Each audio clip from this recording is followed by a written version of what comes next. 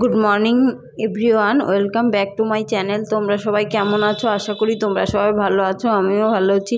আজকেও একটা নতুন ব্লগ ভিডিও শেয়ার করব। ব্লগ ভিডিও বলতে এখানে গেছিলাম মায়াপুর, সেখানে গঙ্গা স্নান করে দেখো ভোলে বাবার মাথায় জল ঢালতে গেছিলাম। সেটাই হচ্ছে, এটা ছিল শ্রাবণ মাসের প্রথম সোমবার। মায়াপুর আগের দিন গিয়ে রাতে থেকেছিলাম, মায়াপুর ঘুরেছি। তারপর পরের দিন সকালবেলা আমরা গঙ্গা স্নান করতে গেছি, তখন প্রায় 7:30 কি 8টা বাজে এরকম সময়। লোকজন এক এক করে আসছে, এখানে মেয়েকে তিলক পরিয়ে দিল। তারপর দেখো সবাই স্নান করছে, আমরাও স্নান করে নেব। এখানে লঞ্চ যাচ্ছিল, এক এক করে লোকজন আসছে। আমার তো ভয় লাগছিল। এখন নৌকা যাচ্ছে,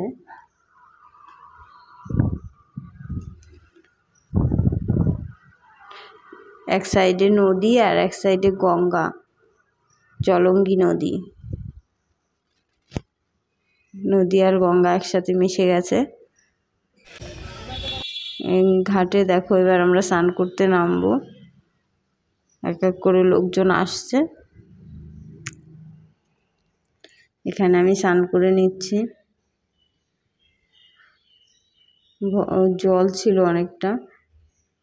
তারপর মেয়ের বাবা স্নান করে নিল। দেখো স্নান টান হয়ে গেছে। মেয়েকে তো কিছুতেই স্নান করানো, জলে নামানোই গেল না। ভয়তে চিৎকার, ওর বাবাকে ধরে মারছে, আমাকে ধরে, মানে এত ভয় পাচ্ছে জলে নামতে। তারপর কোনো রকম ওপরে দাঁড় করিয়ে স্নান করিয়ে দিলাম। তারপর এখানে দেখো আমি একটু পুজো করে নিচ্ছি, বাবার মাথায় জল ঢেলে নিচ্ছি। আর সব ঠাকুরকেই একটা একটা করে ফুল দিয়ে নিলাম। ফুল নিয়ে যাইনি কারো কাছ থেকে, ফুল আর বেলপাতা কিনতে পাঠিয়েছিলাম, খুঁজে খুঁজে ওর বাবা নিয়ে এসেছে। তারপর স্নান টান করে রুমে এসে ফ্রেশে খেতে হবে কিছু, তাই এখানে একটা হোটেলে গেছি। যেহেতু নিরামিষ তাই ছোলার ডাল আর রুটি নিয়ে নিয়েছি সকালবেলা, আর একটা করে কাঁচা লঙ্কা।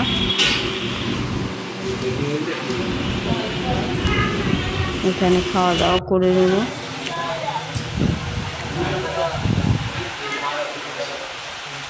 মেয়ে তো শুধু ঝাল কিছুই খেতে পারে না, জল খেয়ে ওর পেট ভরে নেয়।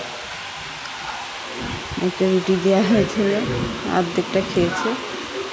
আর আমরা এখানে 3টে করে রুটি আর ছোলার ডাল নিয়ে নিয়েছি সকালে।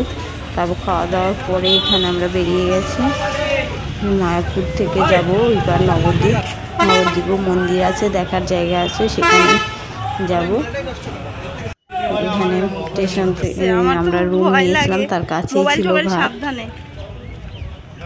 একটুখানা, সেখানে যাচ্ছি। লঞ্চের জন্য টিকিট কেটে নেওয়া হয়েছে। দেখো একটা লঞ্চ আসছে আর আমরা যাব, তার জন্য অপেক্ষা করছি। আমার ভয় লাগে, ভিড় ছিল। আর আমি এর আগে গেছিলাম, সেটাই বলছিল, একবার পরীক্ষা দিতে গেছিলাম, তখন কৃষ্ণনগরের ওই দিকে ওই ঘাট দিয়ে, সরোজগঞ্জের ঘাট না স্বরূপগঞ্জের ঘাট যাই হোক হবে, সেখান দিয়ে পার হয়েছিলাম। সেটাই ওর বাবা বলছিল। দেখো এতটা ভিড় ছিল, প্রথম লঞ্চে আমরা উঠিনি, দ্বিতীয়টায় যেহেতু ফাঁকা ছিল, জায়গা ছিল, তাই দ্বিতীয়টায় উঠে বসলাম। এখানটা দেখো কতটা ভিড়।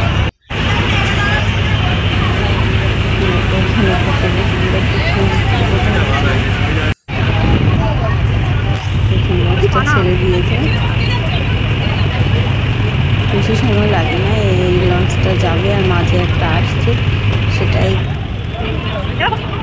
তারপরে এটা ছেড়ে দেবে। আর এখানে দেখো দড়ির মধ্যে বড় চুম্বকের বেঁধে জলের মধ্যে ছুড়ে দিচ্ছে, সেখান থেকে খুচরো কয়েন হয় না, সেগুলো উঠে আসছে চুম্বকে বেঁধে, কখনো আসছে কখনো আসছে না, সেটাই করছে। আর ওইদিকে একটা ছোট্ট বাচ্চা, দেখো ওটাকে কী বলে, নৌকা কী বলে যেন, সেটা করে মাছ ধরছে। আর এই সাইড দিয়ে বড় বড় নৌকা পার হচ্ছে।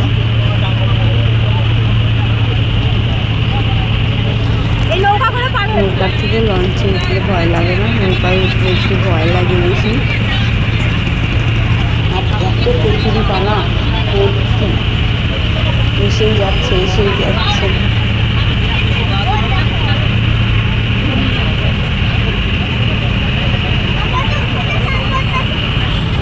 মায়াপুর ওই পাশে নবদ্বীপ শহর, সেটাই দেখাচ্ছিলাম। আর রোদ ছিল সকালের দিকে, তবুও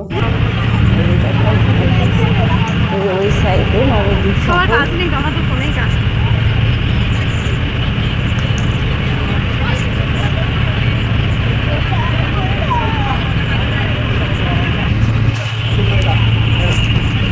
এখানেও অনেক মন্দির আছে, সেটাই দেখতে যাবো। আর কিছু কেনাকাটা করার ইচ্ছা আছে, এখন দেখি কতটা কি হয়, করতে পারি। দেখো দূর থেকে মানে গঙ্গা কত সুন্দর লাগছে দেখে।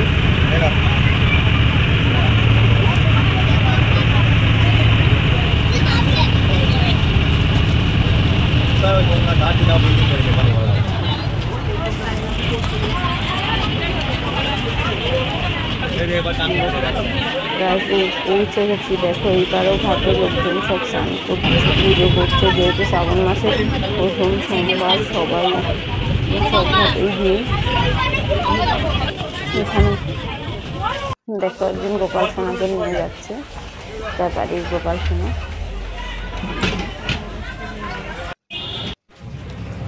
তারপর টোটো নিয়েছি যাওয়ার জন্য। এটা হচ্ছে পাতাল সাধুর আশ্রম, গুপ্ত বৃন্দাবন যাবে বলে পাতাল সাধুর আশ্রম কোথায় নাম করেছে সেখানে নিয়ে গেছে। দেখো এখানে মন্দির আছে ওপরে, আর একটু নিচে একটা মূর্তি আছে, এখানেই তো মাটির ওপরেই তো। আর রাধা মাধবের মূর্তি আছে মন্দিরের ভেতরে। দেখো ছোট্ট মন্দির, ছোট বলতে মোটামুটি বড়। এটা উপরে, এই দেখো রাধা মাধবের মূর্তি, একতলার ওপরে মন্দির। রাস্তা দিয়ে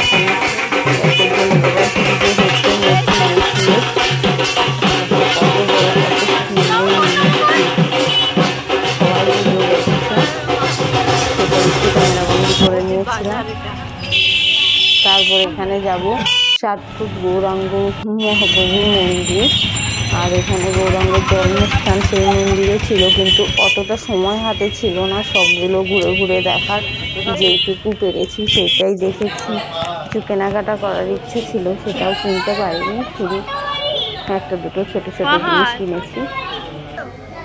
আর এখানে দেখো পাহাড়, ঢুকেই মন্দিরে প্রথমেই পাহাড়ের মতো আকৃতি করা, তার পাহাড়ের নিচ দিয়ে দেখো রাস্তা, সেখানে লাইট জ্বলছে, হালকা আলো। এদিক তাকাও।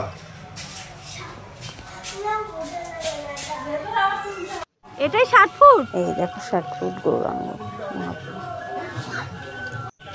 তারপর এখানে নানান মূর্তি তৈরি করা আছে। দেখো রাধা মাধব সখীদের মূর্তি। তারপর এখানে বজরংবলী আরও যেসব ঘটনা হয়েছিল সেই মূর্তিগুলো আছে। এক এক করে সবই দেখাচ্ছি, তোমাদের সাথে শেয়ার করব, দেখতে থাকো। এখানে দেখো গৌরাঙ্গ মহাপ্রভু, ব্রহ্মদেব, নারদমুনি। আর এখানে কৃষ্ণ গোবর্ধন পর্বত করি আঙুলে করে নিয়েছিল, সেই মূর্তি আছে। ফোয়ারা হচ্ছে সামনে, যেহেতু ফোয়ারা দিনের বেলাও তো ভালো বোঝা যায় না। আর এখানে মন্দিরের ভেতরে আছে নানান মূর্তি, শ্রীকৃষ্ণের জন্ম থেকে শুরু করে নানান মূর্তি এক একটা ফ্রেমে বন্দি করা আছে, সেগুলোই এক এক করে দেখাচ্ছি।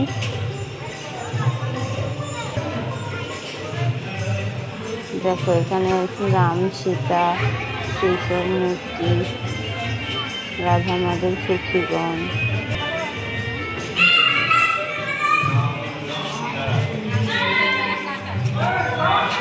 এখানে আছে গোপাল সোনা, একটা বড় গোপাল সোনা, সবাই দোল দিচ্ছে, আমরা দোল দিয়ে নিলাম।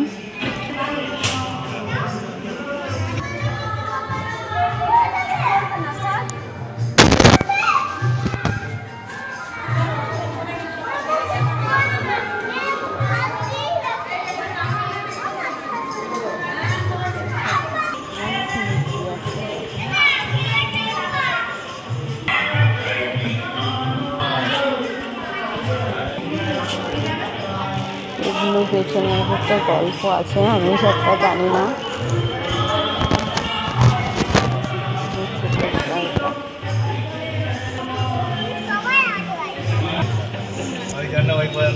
জয় জগন্নাথ বলরাম সুভদ্রাকে,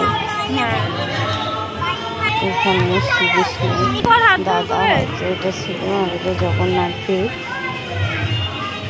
পুরোটা ব্যাক করে দেখালাম, এক একটা কাচের ভেতর বন্দি করা আছে। আর এই দেখো বেরিয়ে পেছন দিকে, এটা সেই মূর্তি গৌরাঙ্গ মহাপ্রভু। তারপর এখান থেকে বেরিয়ে আসলাম, দেখো পর্বতের মাথা ভোলে মহেশ্বর বসে রয়েছে, আর ফুল গাছ দেখো।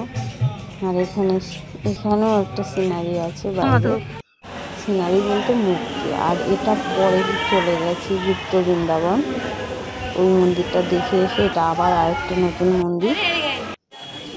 দেখো গুপ্ত বৃন্দাবন, সব জায়গায় টিকিট লাগে 10 টাকা করে মাথা। দেখো এখানে গুপ্ত বৃন্দাবনে আছে, দেখো কৃষ্ণের জন্ম হয়েছিল যখন, তখন এটা হচ্ছে মহাভারতের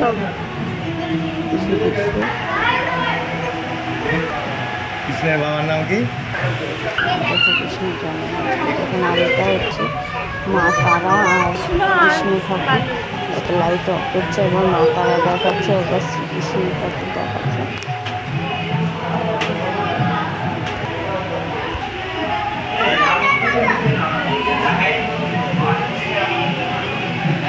আমরা সেই ছোটবেলা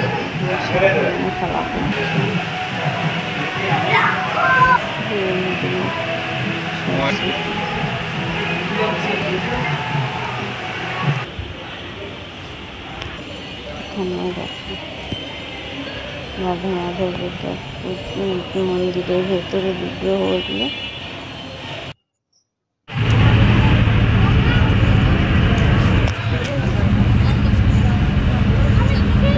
এখানে ফেরার পথে আবারও লঞ্চে উঠে নিয়েছি।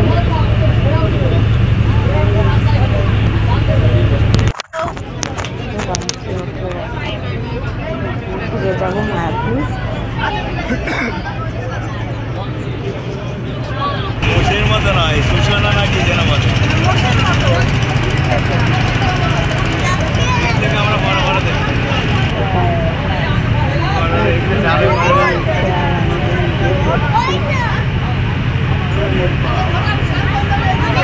জানে পড়ে না জল 2 বার। ফেরার পথে বিক্রি হয়ে গেছিল প্রায় 12টা বাজে তখন। সেটা আমাদের একটা সময় রুম ছাড়তে হবে, তাই তাড়াহুড়ো করে চলে আসলাম। তারপর সেটা নামার সময় এটা, তারপর গরমের মধ্যে মেঘ করেছে, এদিকে উপরে আকাশে, এদিকে গরম। তারপর এখানে আছে রস নেওয়া হচ্ছিল। আর এখানে পুলিশ এসেছে, একটু ঝামেলা হচ্ছিল। ঝামেলা বলতে কেউ কিছু কিনতে চাইছে না, জোর করেই মানে কিছু একটা বলেছিল বাজে কথা, যাই হোক সেই জন্য ঝামেলা হচ্ছিল একটা মহিলার সাথে আর দোকানদারের সাথে। তারপর এটা রুমে চলে এসেছি, আমরা যেই রুমে ছিলাম রাতে। তারপর দেখো এখন ফ্রেশ হয়ে নেব। আমি বললাম আমি আর কিছু করবো না, যে হাত মুখ কোনো বিছানায় 10 মিনিট রেস্ট করে নিয়েছিলাম, আর ব্যাগপত্র মোটামুটি গুছিয়ে নিয়ে রেখে গেছিলাম। তারপর দেখো টাটা বাই বাই করে হোটেল থেকে বেরিয়ে পড়লাম। এখন মায়াপুর মন্দিরে প্রসাদ নেব, মায়াপুর মন্দিরে খাওয়া দাওয়া করবো, টোকন করা হবে। তারপর খেয়ে বাড়ি ফিরবো না, সন্ধ্যের পরে বাড়ি ফিরবো। এরকম ভেবেছিলাম, কিন্তু এত বৃষ্টি হয়েছে মানে আর ভালো লাগেনি ঘুরতে। খেতে যেহেতু গেছি, দেখো টুপি পরবে না, টুপি দিয়ে বাবা মেয়ে দুজনের মধ্যে দেখ এখানে টুপি পরবে না, যেহেতু গরম রোদ ছিল, তাপমাত্রা ছিল। এখানে আমরা খেতে যাচ্ছি। আর এটা চন্দ্রোদয় মন্দির। বাইরে থেকে আগের দিন আমরা এই মন্দিরের ভেতরে গেছিলাম, সেটাও তোমাদের সাথে শেয়ার করবো। তাই বলছিল আমরা এই মন্দিরের মাথার ওপরে দিকে উঠেছিলাম, ওই উপরে উঠেছিলাম, সেটাই বলছিল। আর এই দেখো মায়াপুর ভেতরে মার্কেট, সব কিছুই পাওয়া যায়।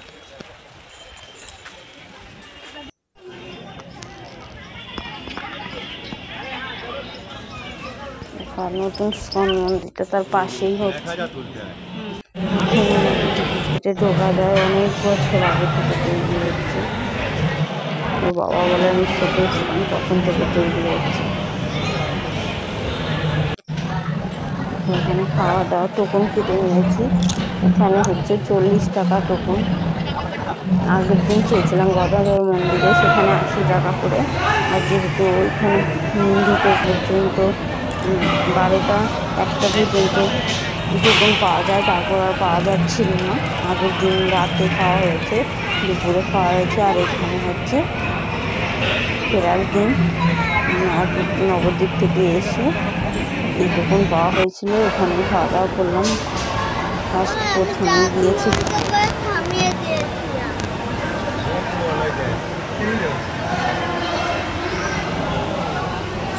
আমি মামি করে সব দিয়ে তাড়াতাড়ি পরিষ্কার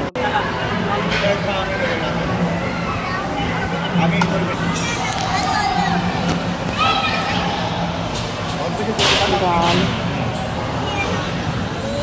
খিচুড়িটা খেয়েছি, আর অল্প একটু ভাত খেয়েছি, ডাল সবজি। তারপরে আবারও একটা সবজি নেবো,